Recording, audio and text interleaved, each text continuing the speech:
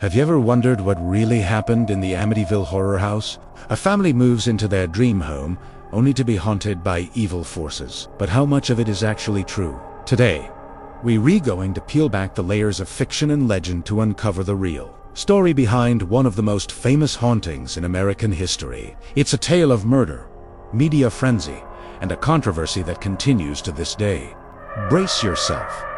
The truth can be scarier than fiction. Our story begins not with a haunting, but with a horrifying crime. On November 13th, 1974, at 112 Ocean Avenue in Amityville, New York, a young man named Ronald DeFeo Jr. systematically murdered his entire family. Using a simple approach, .35 caliber rifle, he shot his parents, Ronald Sr. and Louise, and his 4 younger siblings, Dawn, Allison, Mark, and John Matthew, all while they were asleep in their beds. The community was left in shock. How could someone commit such a brutal act against their own family? The police investigation was swift. DeFeo Jr. initially claimed a mob hitman was responsible, but his story quickly fell apart. He confessed the next day, simply stating, "Once I started, I just couldn't stop." During his trial, his defense team argued he was insane, claiming he heard voices telling him to kill his family.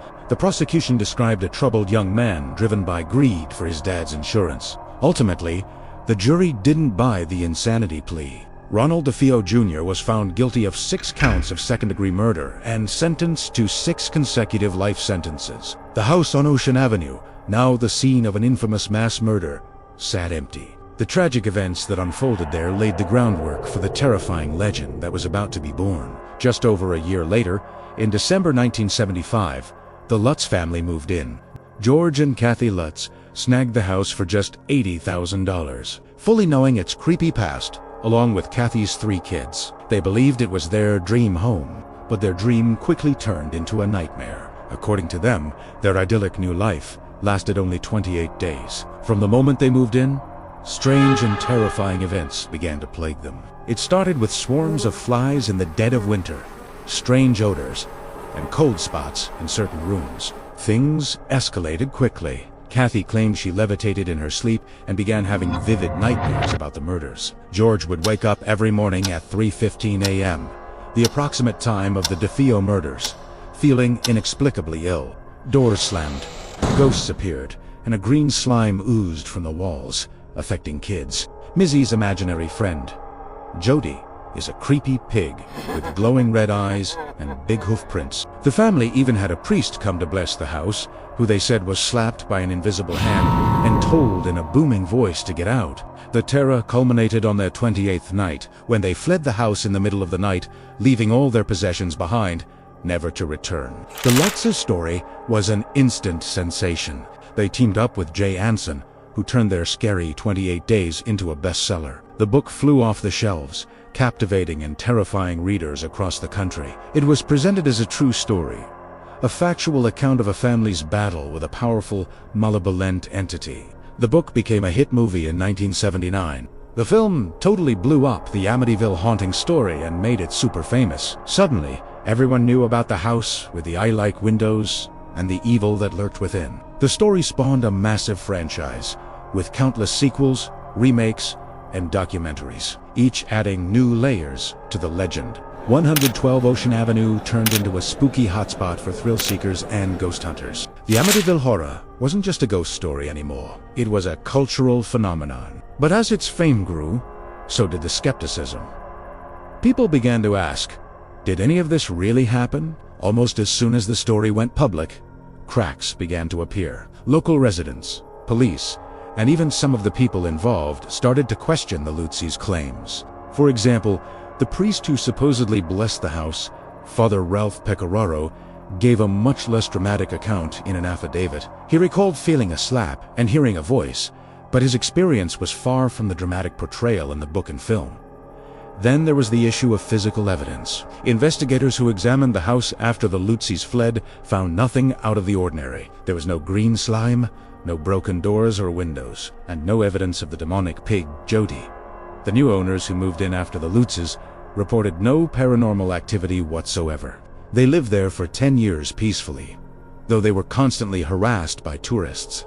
The most damaging blow to the Lutzes' credibility came from Ronald DeFeo Jr.'s lawyer, William Weber. Weber, who had worked with the Lutzes initially to develop the book idea, came forward and claimed the entire story was a hoax. He alleged that he and the Lutzes concocted the tale over several bottles of wine, blending details from the DeFeo murders with classic horror tropes. Weber's goal was to get a new trial for his client, DeFeo, by suggesting demonic forces might have influenced him. The Lutzes' goal, he claimed, was purely financial. So, what's the verdict? Was the Amityville house truly haunted, or was it one of the most successful hoaxes of all time? The debate rages on. The Lutzes maintained their story was true until their deaths. George passed away in 2006, Kathy in 2004, and their kids have conflicting stories. Daniel Lutz shared his haunting experiences in the documentary My Amityville Horror, insisting the terrifying events really happened and traumatized him. He described a volatile home life, suggesting his stepfather, George Lutz, was dabbling in the occult and may have been the source of the negativity rather than the house itself. Skeptics argue the lack of evidence, and Weber's admission prove it's all a hoax. They argue that it was a brilliant marketing scheme, a perfect storm of a real-life tragedy and a family desperate for money, all amplified by a sensationalist media. The truth likely lies somewhere in the murky middle.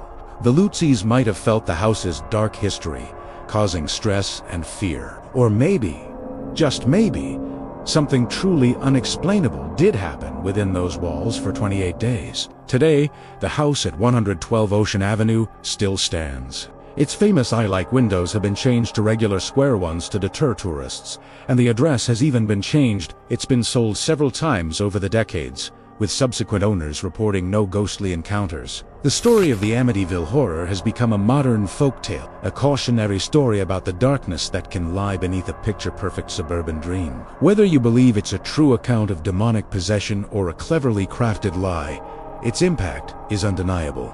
It tapped into our primal fears about the safety of our own homes and the idea that evil can invade the most sacred of spaces. The legend makes us question our beliefs and what fears are real or imagined. The real horror of Amityville might not be the ghosts or demons, but the chilling, undisputed fact that a family was tragically murdered there. That part of the story is undeniably true, and perhaps the most haunting thing of all. What do you think? Is the Amityville Horror real or just a tale? What do you think? Thanks for watching. If you enjoyed exploring this legend, hit like and subscribe for more fascinating history mysteries on Forgotten Clues.